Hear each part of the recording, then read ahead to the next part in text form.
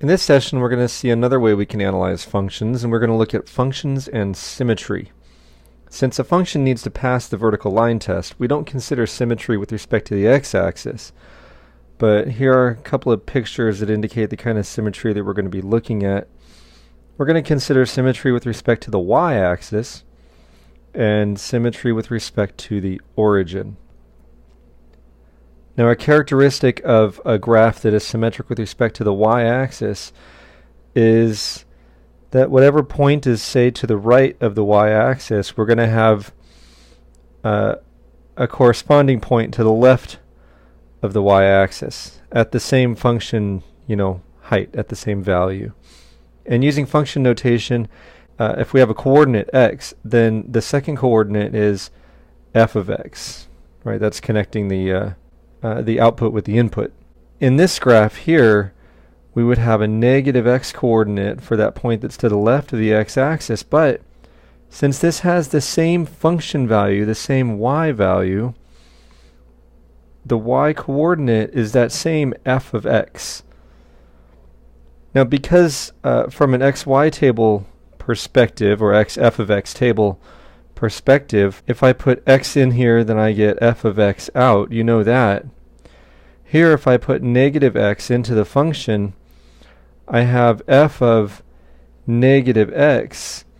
And what this is indicating to me is that f of negative x actually works out to be the same thing as f of x. And that'll be true every time we have a function that's the graph of which is symmetric with respect to the y-axis. And this is what we're going to refer to as an even function. Conversely, as we see in the graph on the right, if I have a point x, f of x, and the graph is symmetric with respect to the origin, then I'm going to have a corresponding point in like a catty corner quadrant. And here we have a negative x as our first coordinate. And as it turns out, due to the kind of symmetry we have, whatever the y value is that we called f of x in, for this case, for instance, the first quadrant, we're going to have a value that's the same distance away from the origin. And so that's actually going to turn out to be negative f of x. Same size, but the opposite direction. And so this gives me a coordinate of negative f of x for the y coordinate. And if I try to consider, let's say, the xy table again, then x gives me f of x. Negative x gives me, as a matter of fact, the negative of f of x. And so what we get out of that is that f of negative x for this second point that's in the xy table is equal to the negative of f of x. Same distance from the y-axis, but in the opposite direction. And this is going to be characteristic of an odd function. And so we can wrap this up by indicating that if f is an even function, then f of negative x is equal to f of x. And we might say that an even function eliminates the negative. If f is an odd function, then f of negative x is equal to the negative of f of x. And we might say that for an odd function, the negative goes out front. And just as a reminder, an even function is one that is the graph of which is symmetric with respect to the y-axis. And an odd function is one the graph of which is symmetric with respect to the origin. And for our examples in this section, we're testing for symmetry. That is, we're going to determine if functions are even, odd, or neither. Recall that our descriptions are that if f of negative x is the same thing as f of x, then f is even, and if f of negative x is equal to the negative of f of x, then f is odd. So to perform these tests, what we're going to do is we're going to put negative x in place of x and see what happens. So in the first example, we have f of x is equal to 2x cubed minus 3x.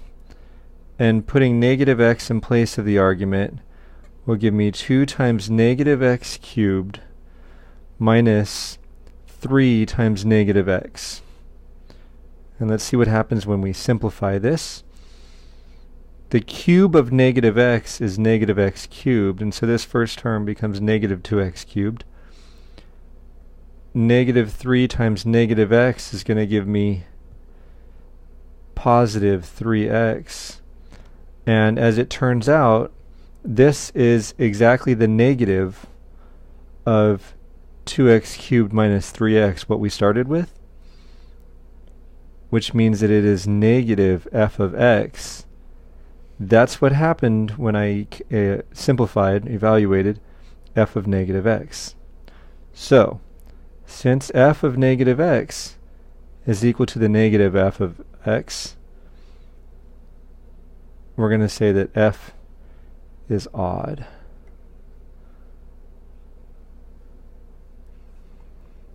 For our next example, we have g of x is equal to the square root of x plus 3. We're going to do the same thing. We're going to put negative x in place of x. And so evaluating g of negative x is equal to negative x plus 3 in the square root. Now there's nothing I can do to bring this x out front. This does not equal the negative of g of x like we saw in the previous example. This does not equal the original function that we started with. This doesn't satisfy being even, and it doesn't satisfy being odd. A brief look back at our instructions here determine whether each function is even, odd, or neither. Not every function is one or the other. In fact, the majority of them probably aren't. So we're going to say that g is neither even nor odd. Why don't you try to determine whether h of x equals x over x squared minus 1 is even or odd. Okay, so I'm going to replace x by negative x wherever I see x. So what that's going to give me is h of negative x is equal to negative x divided by the negative of x squared minus 1. Now in the numerator, I'm just kind of stuck with that negative. In the denominator, that square is going to eliminate that negative, and so we have here x squared minus 1, and this actually turns out to be the negative of h of x. So since h of negative x is equal to the negative of h of x, h is an odd function. Finally, we have here the last function, f of x, or f, since it's uppercase, of x is equal to 3x squared plus 5. And why don't you find out if this is even, odd, or neither?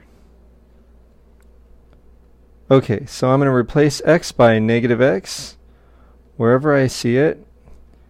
So f of negative x is equal to 3 times negative x squared plus 5. That square is going to eliminate the negative. So I end up with 3x squared plus 5, which is what I started with. In other words, f of negative x turns out to be f of x. And if those two are equal, then we're going to say that this function is even. Again, this will indicate the kind of symmetry that we have, which will be useful for drawing a graph, performing some kind of analysis. In any case, it's part of getting to know a function.